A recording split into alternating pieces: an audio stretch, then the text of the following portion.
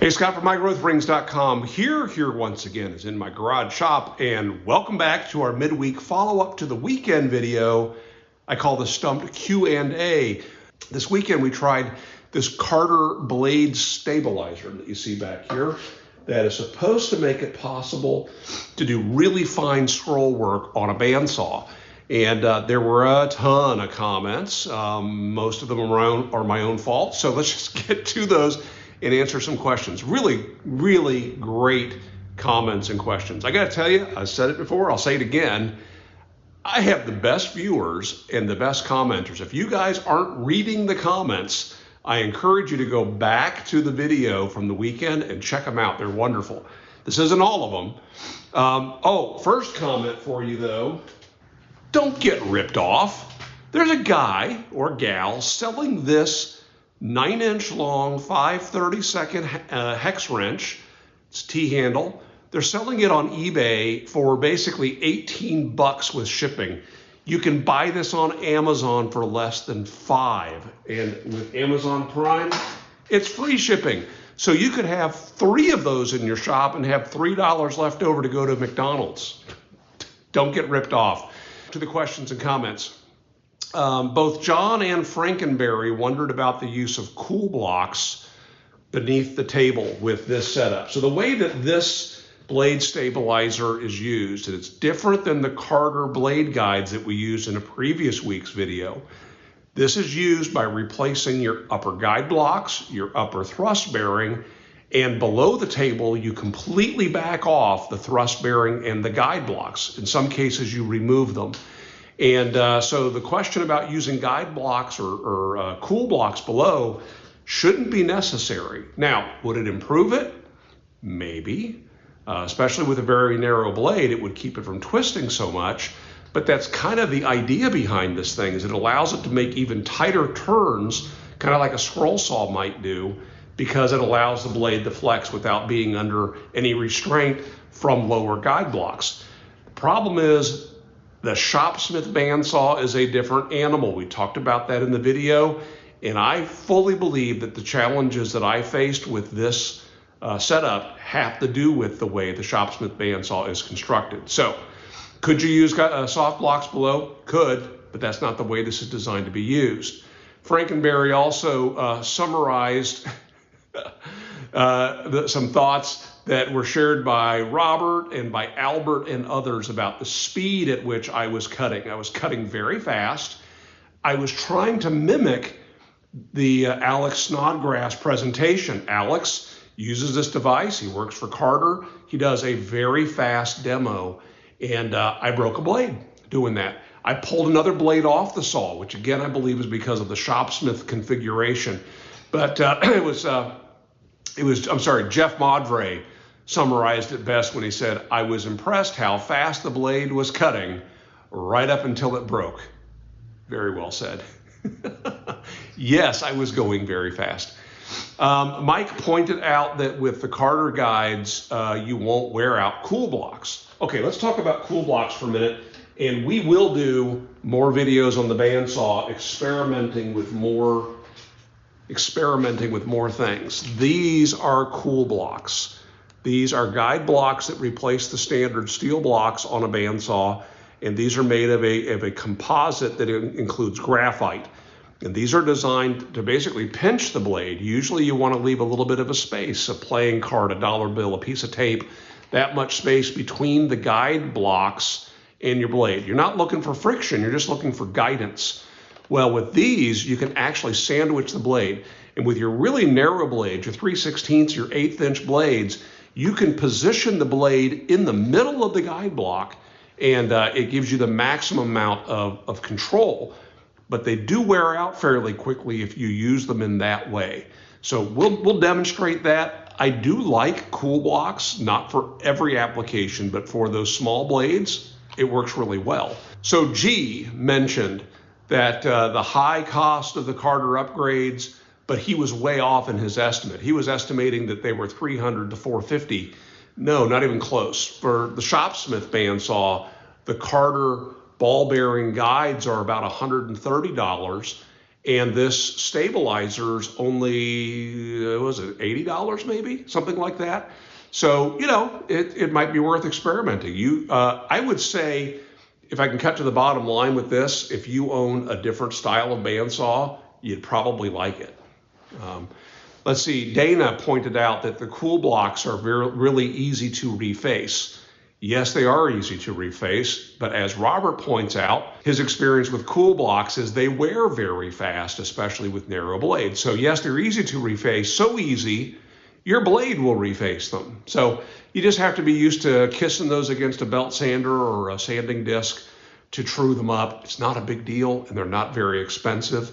Robert also mentioned a great idea that he likes or has had experience using hardwood. He mentioned oak in particular, but with a hardwood like oak, you could either saturate it with some paste wax or with mineral oil and use a wooden block as a guide. I have done that as well, and it does work really well. It's what we used to do before cool blocks. So really good reminder there. Tom was wondering if either of the Carter guide blocks would help on sharp corners. In particular, he's talking about wanting to make bandsaw boxes.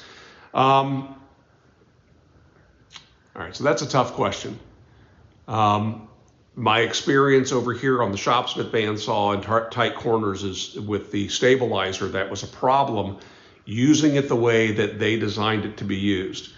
I think maybe there's a better way with the Shopsmith Bandsaw, and we're going to have to experiment with that in a different video. So hold on tight with that, Tom.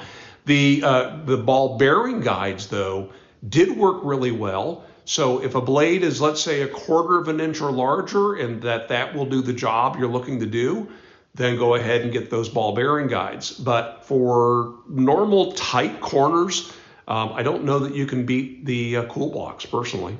So John now uses cool blocks and was also curious about, could you use cool blocks below the table? Already addressed that, but it's really a good question. I appreciate you asking. Would that help this? Maybe. It would certainly make the blade less wandery, but I'm not sure that that's exactly what we're trying to accomplish here. Buttwheat 75, and again, I'm just curious if there are 74 other Buttwheats on YouTube, said that I'm assuming from your last comment versus cool blocks that the Carter stabilizer is not worth it. Right now, using it the way that they claim it should be used, I am not a fan on the Shopsmith Bandsaw.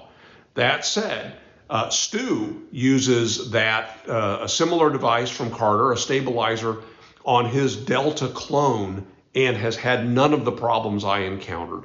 So again, it's the way this saw is built. I talked about that last week. Check that out if you don't know what I'm talking about. Mark asked what blade I switched to. So when my blade broke, I swapped out the blades and I jumped to a 3/16 inch blade that did the rest of this cut, and it worked fine. I was using an 1/8 inch blade. 3/16 is a pretty decent small blade, and I can do some really tight work with it. I've got them here made by a couple different companies, and I don't use them often, but they're about as small as I get personally. Curtis asked, can the guide be lowered? His question was, as I was cutting, it seemed like the guide was up high. You actually are supposed to use this with the guide quite a bit higher than I normally keep it. I usually try to just clear the stock, and you're supposed to have this like a 1/4 inch or so higher. I think it's a 1/4 inch. So yeah, could it? Yes, you could make it lower, but that's not how you're supposed to use it. And then how about removing the thrust bearing? Well, you remove the thrust bearing from the top. I'm sorry. No, I did not remove the thrust bearing. There was no need to, because this is actually pulled out ahead of the thrust bearing. And when you pull that out, it also pulls it away from the bottom thrust bearing, which created some of the problems I was having with backing out and the blade wanting to come off. If you've got like Stu, a Delta, a Powermatic, a Craftsman bandsaw that has a different type of tracking, you probably just go ahead and remove both upper and lower thrust bearings, and that would work fine. Kenneth said, can you lower the camera so it doesn't look like a selfie? No, The reason I can't is, well, here, let me show you. So this is what that would look like. Kind of boring, don't you think? So you see, because I'm kind of pulled up close here because there's stuff behind my camera. There's my grandkids' toys and bicycles. I got a total shop machine. I have a riding lawnmower. There's a lot of stuff back there, and if I put this back there so I can angle everything so you actually see a shop in the background, it doesn't make any sense. So we're going to be moving in the next several months, and when we get to our new location, a real shop is important for me, and maybe you won't have to be looking at my bald spot if I have one. So you may have noticed that Robert has left a number of comments. That's because Robert has a lot of experience using his Shopsmith bandsaw and using this Carter blade stabilizer. He also has a blog that he writes and posts pictures and things of his projects. I encourage you to check that out. He has linked to his blog in a couple of his comments.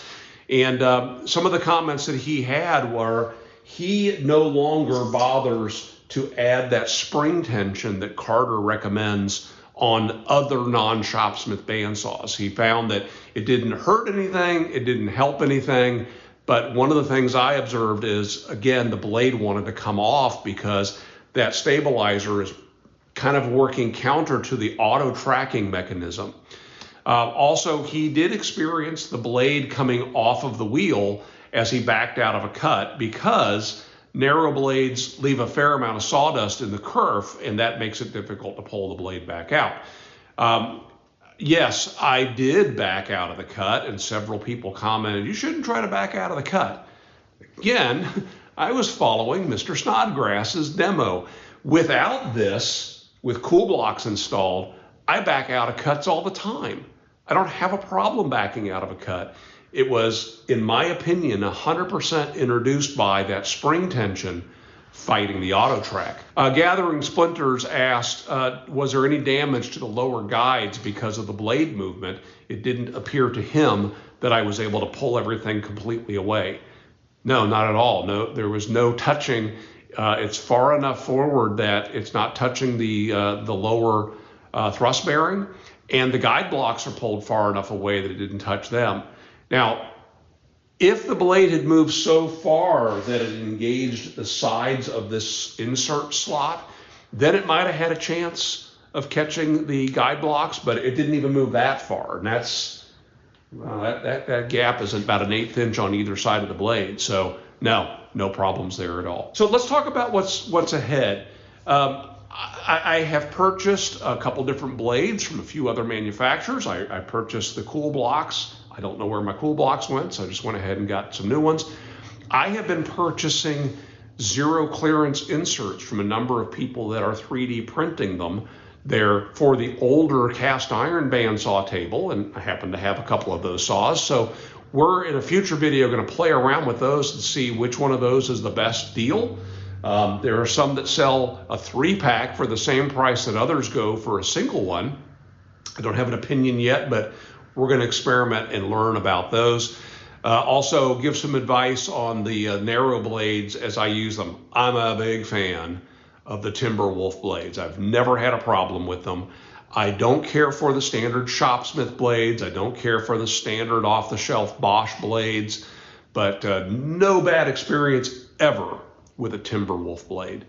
Okay, I think we're going to wrap this up. Thank you guys again for your questions, comments, and cheap shots.